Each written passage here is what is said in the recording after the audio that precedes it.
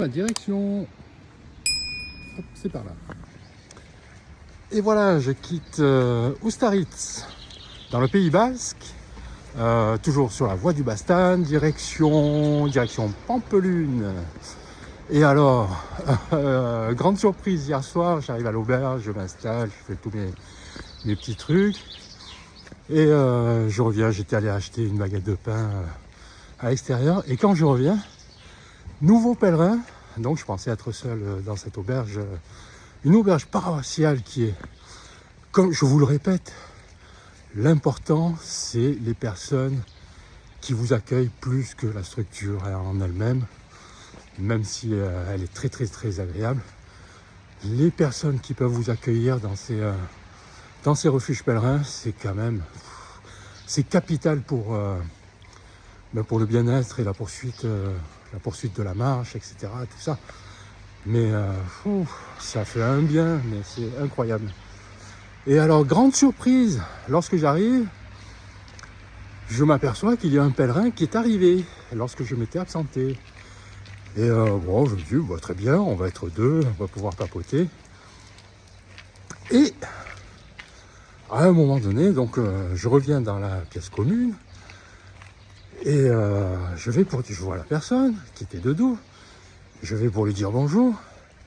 Et quand elle relève sa tête, quelle est ma surprise quand je vois que c'est une fille que je suis en fait sur les réseaux, puisque elle fait un projet de malade mental. Elle marche en fait depuis, il me semble bien, si ma mémoire est bonne, elle marche depuis 3 ans. Elle est déjà allée à Santiago, elle a fait tout un circuit absolument fantastique. Et donc rien que ça, j'étais impressionné par tout ce qu'elle faisait sur les innombrables chemins qu'elle a parcourus, parce qu'elle est partie d'Allemagne, la France, l'Espagne, etc. Et donc là, elle repart sur l'Espagne. Et donc on s'était dit, quelquefois on se contacte et on s'était dit, tiens, si ça se trouve, on va arriver à se croiser.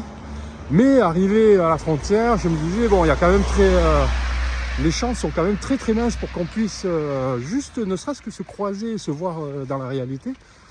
J'avais perdu un petit peu espoir par rapport au timing, par rapport à plein de choses, aux itinéraires, par rapport à plein de choses. Et j'avais perdu un petit peu espoir.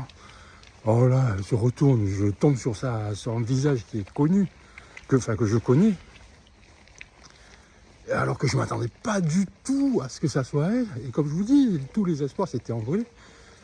Et je tombe sur cette fameuse Niki. Donc qui est absolument adorable. Hein. Donc bien sûr, on a papoté, on s'est raconté un peu nos vies. Une nana absolument adorable. Super intéressante par rapport à toute sa philosophie qu'elle a en elle. Et tout ce qu'elle... le pourquoi du comment, de pourquoi elle marche, etc. C'est très instructif, c'est passionnant, c'est passionnant. Voilà, donc j'espère que vous aurez la chance comme moi de pouvoir la croiser, la rencontrer, avoir la possibilité de discuter avec elle, qu'elle puisse vous raconter ce qui l'a amené à marcher de cette manière. Bon, je vous dis, c'est un vrai film, voilà. Mais dans le bon sens du terme, hein. Attention. Donc ça m'a fait, bah oui, c'est super démarrage. On s'est fait un bon gueuleton hier soir. C'était, mais vu que j'ai pas l'habitude forcément d'avoir quelqu'un à dîner en ce moment, donc c'était très marrant, très sympathique de pouvoir la voir en réalité. Voilà. Donc, c'est la 4e personne qui me connaît à peu près, enfin, qui me connaissait sur les réseaux, mais que j'ai pu approcher dans la réalité. Voilà. Donc, c'était la petite aventure de Ustaritz, première étape en France. Après, donc, la partie espagnole et la direction Pampelune. Et apparemment, ayant discuté avec le prêtre de la paroisse, il m'a dit, oh, normalement ce soir tu es de nouveau en Espagne. Oh, quel bonheur. Donc je vais pas traîner. De toute façon, il fait un temps assez instable. C'est pas pour ça que je vais forcer le pas plus que ça. Mais voilà, c'est comme on dit, on a le cœur léger. Après cette petite aventure de la veille et de la matinée, puisqu'on a quand même continué à papoter ce matin, le petit déjeuner avec le prêtre, etc. etc. Donc, quelque chose d'extrêmement agréable dès le démarrage de la journée.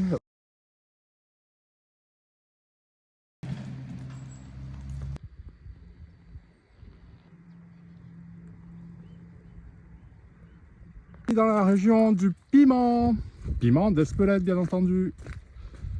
Oui, le chemin passe... alors j'ai le choix de passer, soit de faire un petit crochet par Espelette ou de passer à côté.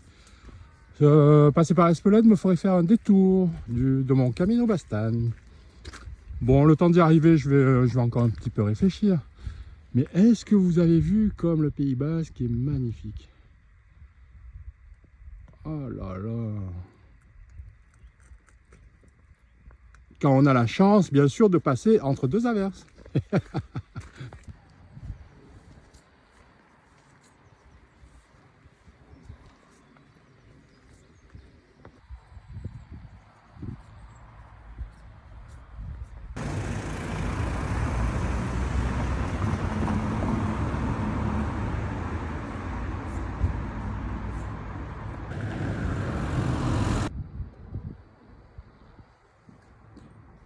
Et voici où j'arrive, regardez-moi ça.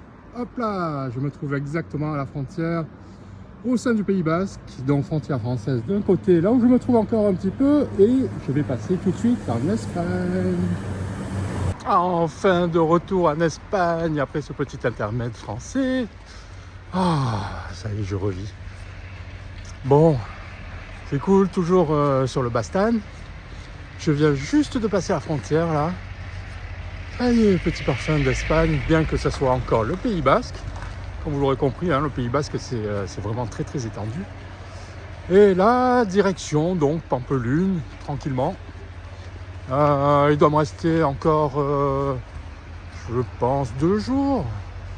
2 jours pour atteindre Pampelune. Voilà, mais en tout cas, ça y est, me voilà de retour en Espagne.